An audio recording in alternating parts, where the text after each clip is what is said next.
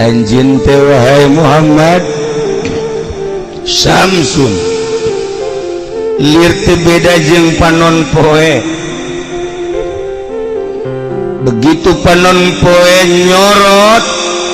Masya Allah katingali jelema poe petinjol panon poe nu kasep kaciri kasep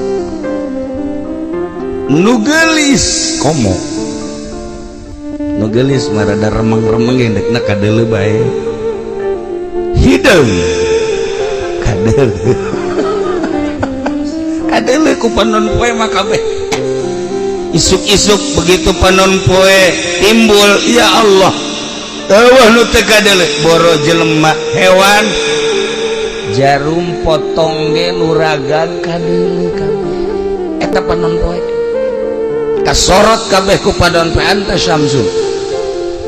Nah begitu Kangjeng Nabi lahir jauh urang jarakna tapi sorotan Kangjeng Nabi masih aya disorot ku Kangjeng Nabi sebab panon poe Kangjeng Nabi mah leuwih pohara ieu sorotan Kangjeng Nabi mah Masya Allah